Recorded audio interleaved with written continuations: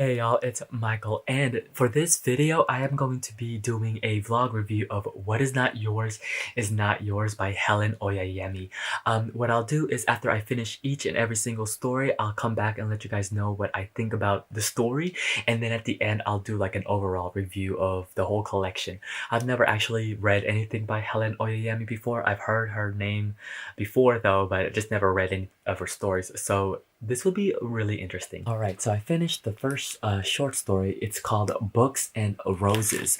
Um, I have no, like, what's the right word? I have no enthusiastic feeling about it. Like, I didn't think it was the best, but I didn't think it was the worst.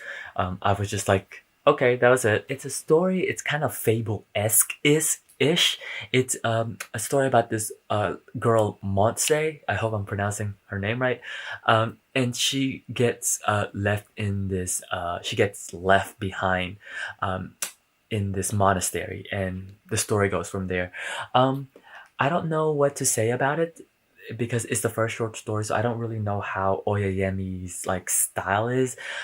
It seems very fable-esque, the story anyways, but for me it just was like, okay, that's it. Like, I didn't really have any like strong emotions with it, but I'll still keep on reading. So I just finished reading the second short story called Sorry Does Not Sweeten Her Tea. Over I'm kind of disappointed in like so far. I mean, granted, this is only the second story, but even with this second story, I thought it was just like basically okay. Like, there's nothing for me, anyways. That there's nothing really making it just like stand out, especially coming from the previous short story collection that I just read. This just seems okay. It's about this girl who has a like infatuation with a superstar that the dad is house sitting. Yeah, that I was like trying to. Okay, yeah, just organizing the characters. It is timely, especially in this, these recent days, a few days ago with this R. Kelly stuff.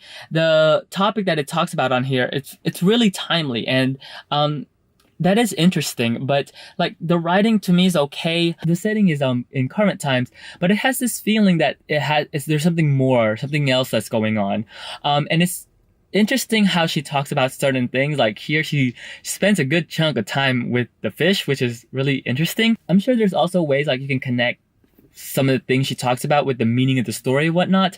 But overall, I'm kind of, right now, I'm just underwhelmed. There's nothing for me just like screaming out like, oh my gosh, go read this. I just finished reading the short story called Is Your Blood as Red as This? So this is the third short story in this collection, and so far, I think this one was okay. I think there's a connection with keys in all of these short stories, so I'm getting like a keys theme motive type of thing. Now, this is broken up into two sections, no and yes. So the first section is no. The whole story basically is about puppeteers, which I really like. I love puppets. So reading about puppeteers is like really cool. The thing though is, I think this goes off the rails on the second part. And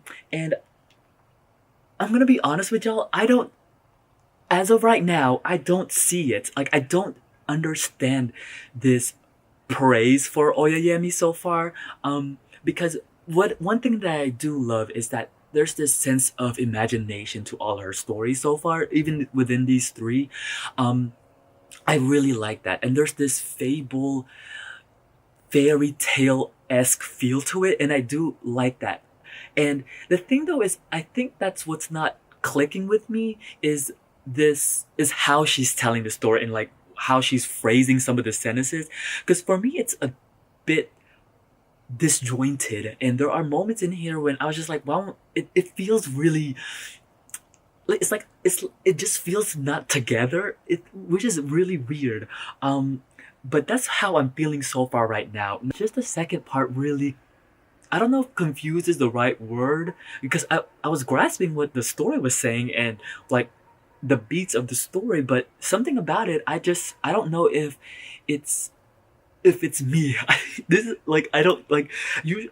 And the thing is, I love weird elemental, like, magical realism in books. I love that type of things. I mean, I watch anime a lot, so I trust me, I like it. It's I don't know what it is. Something about maybe it's her writing. I don't know, but I'm gonna keep going. Right. So I did finish the next story in this collection called Drownings.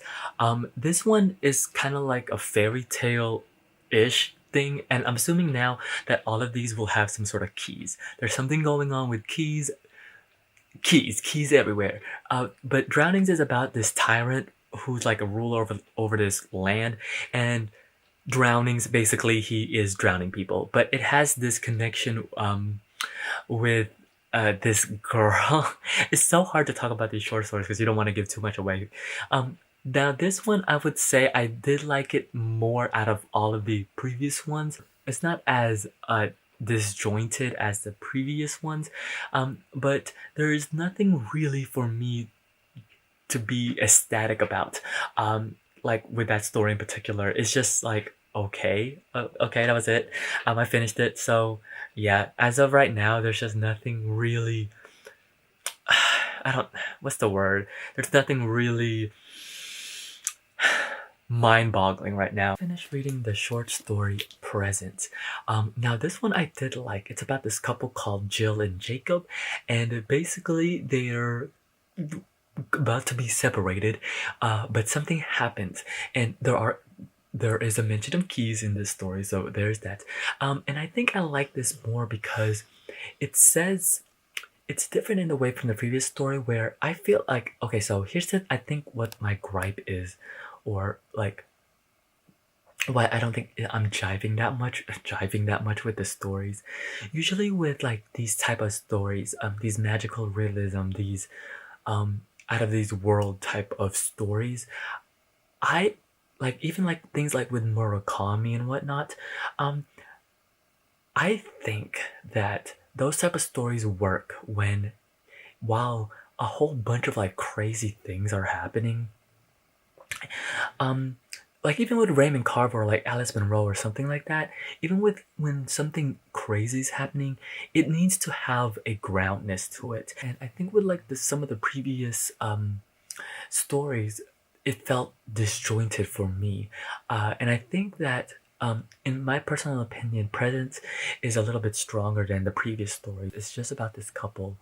They don't want to talk about this separation, this divorce that's about to happen, and so they decide to do this thing to try to I guess fix it, but it doesn't end up being that way. And this story, I think I can see why people um give her the accolades, because it's kind of like she explains what happens without explaining what happens. Like okay, so follow me here. It's like she is progressing the story in a way where it's she's not telling exactly what's happening, she's showing the character's emotions. Yeah, that's actually a really good yeah, that's a good way to describe it, because it's not like this happened. It when I was reading Presence, it felt like she was just telling me the character's like feeling, and there's like this underlining there's this underlining thing that she's trying to say. I hope I got that. I hope I said that correctly. I just finished reading A Brief History of the Homely Wench Society, and overall I did like it. It's a story about this, which started off as like this only male fraternity, and how it becomes this like sister sorority slash like another group off of that type of thing. It starts off with this email which I found was like really interesting in the beginning, and then it does have keys, like some sort of relationship with keys. But overall, the way the story deals with how these group of women almost turns the heads, like flips the script on this fraternity. I really did like it. Reading Dornica and the St. Martin's Day Goose. I did like this one. This one I really actually did like. It's a retelling. Well, it's a remix. I'm gonna call it a remix. It's a remix on Little Red Riding Hood. And I think what I enjoyed about it was that this time I feel as though I got it. Like I really understood it not in the way that like, like understand, but I this time I felt as though this one was a little bit more straightforward than the previous stories, and the beats of the story as it went along was, in my opinion, a little bit better than the previous one. I didn't know what St. Martin's Day is, so I had to look that up. And when I looked it up, I was like, oh, everything clicked, because this remix on Little Red Riding Hood, I really did like. There are keys in it, so that's really great. Freddie Barandov checks ellipsis in. Okay, so this story is about Freddie, who is basically forced into working with his parents' hotel. Without giving too much away, what I did like about this is that it has connections to the other stories, and it has the keys again, which I did like, because I'm seeing that things are tying up together, at least in that way. But I'm not gonna lie, I thought I didn't like this, and I think this short story in particular really cements why I didn't really like the other stories. The main reason is that is disjointed. This is like one of those books where I feel like it's telling me to make 4 right turns instead of just going left. And I say this because it's just too much. I feel like even with this story in particular, it's just like like why? Because like the beginning I was getting on, but then I think I'm trying to say this as coherently as possible, and because I can feel myself, I'm about to get really passionate, and I just don't want to go there. This is a story that's I I feel like with all of these stories, essentially with Oyeyemi, I feel like it's from like point A to point B, but instead of going from point A to point B right away, it's like all these swiggly lines and just turning and whatnot to get to point B. And in the end, for me as the reader, I'm not feeling satisfied or take care of, I guess you could say. Because I say this because, like, let's say I'm reading a story and it's bizarre and it's weird and I'm not really, like, I don't really know what's going on. I do enjoy those type of stories. As a reader, I like being challenged, and I like being I wouldn't say manipulated, but I like being coerced, or maybe I like not being comfortable and or confused. I guess I put that in quotation marks. But me as the reader need to be able to grasp that the author will lead me even to the finish line in a way that will make me feel as though that it was worth it to get to that finish line. You know what I'm saying? And I feel like especially that story did not do it, and this story really shows why I was not enjoying those previous stories. It just seems like it's just going all over the place. It's disjointed and doesn't feel so coherent in a way that, even though it's like it's just doing the most. And I don't know, but there's only one short story left, so yeah, there's that. I finished the last short story on here. It's called "If a Book Is Locked, Ellipses." And this one I thought was okay. It's a story about the new coworker at work named Eva, and without giving too much away, I guess you could say things happen. There are keys in this one, so yeah. You know what? I thought it was okay. I did like the eerie maybe connections to the other stories. I'm gonna give my final thoughts of What Is Not Yours Is Not Yours by Helen Oyeyemi. You can see through the previous clips that I was not the most enthusiastic about this collection. None of the stories, in my opinion, ever passed the just like okay. The okay line, I thought it was just like a lot of the stories I thought were just okay, and a lot of them I did not like. The thing I do enjoy about her stories is I can see the connections that she was doing, and I see where she was going with this motive of keys and what keys represent, and like things that keys can open. I did really enjoy that. I also did really like the fairy tale mystery-ish quirkiness to her stories. What I had a disconnect with a lot of the stories was that her writing felt really disjointed for me, which was really weird because I do enjoy more of the magical realism and bizarre stories. Anime is one of my favorite art form that I enjoy, and trust me, anime can get incredibly weird. But I feel as though that her stories really had this disjointed way. The writing, the author essentially, the writing will help me guide through the story that they're telling. And I feel as though a lot of them really don't do that. And I do love all of the connections and whatnot, but in the end, I just did not enjoy this collection personally.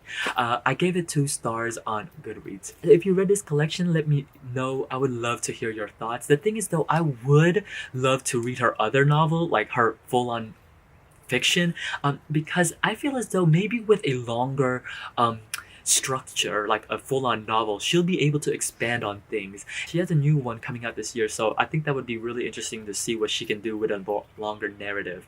But yeah, until then, I'll see you guys till next time. Bye.